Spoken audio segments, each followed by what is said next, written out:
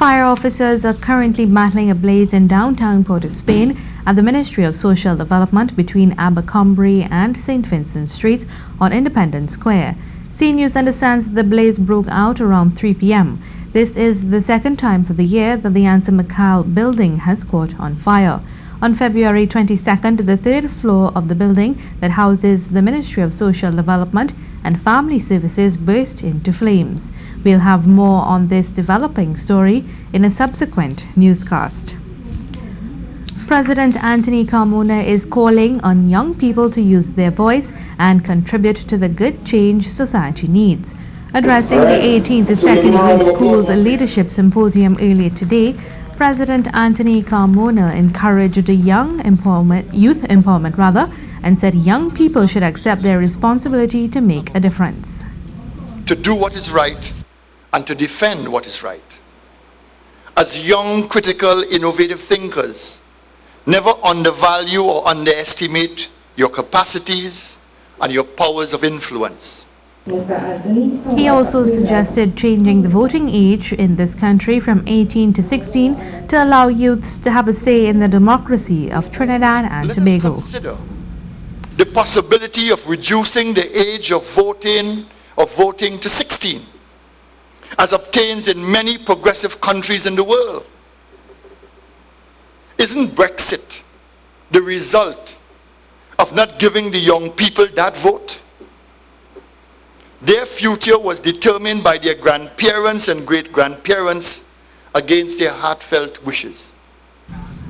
Social activism group Fixin T&T has written to the chairperson of the United National Congress, Dr. David Lee, calling for Gerald Ramdeen to be removed from the Senate. In a letter today, which was posted to social media, Fixin T&T head Kirk Waite referred to an April 5th conversation with Dr. Lee concerning Mr. Ramdeen's removal, pointing to various investigations and allegations surrounding Mr. Ramdeen, and Waite called on Ramdeen's continued presence in the Senate insulting and disrespectful to the people of Trinidad and Tobago.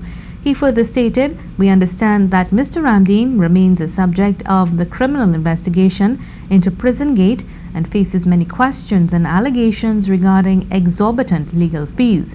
The matter of representing a deceased person for an extended period of time and failing to dispense $0.2 million to a client following a court order for damages in 2009. To sport now, the United States, Mexico and Canada have officially launched a bid to jointly host the 2026 World Cup. The presidents of all three countries' soccer federations formally announced their bid in New York, declaring their intent to bring the world's biggest sporting event to North America for the first time since 1994, with the first ever three-country bid. The joint bid is the first to formally declare their candidacy to host the 2026 World Cup. The three countries have more than 2 years to sort out the many details that go into a bid and are exacerbated by one of this magnitude. The US, Mexico and Canada are expected to put forth a very strong bid. All three countries involved can all deliver several stadiums capable of hosting matches immediately. FIFA will decide the host of the tournament in May of 2020. And a look at the weather for the period this afternoon and tonight. Trinidad, Tobago and the remainder of the Lesser Antilles, predominantly hot, sunny and at times breezy conditions can be expected despite the odd light to moderate shower in a few areas. Tonight will be mostly clear and cool. Seas normal, waves up to 2 meters in open waters, less than 1 meter in sheltered areas. And that was your CNews update. I'm Mahalia Joseph. Have a good afternoon.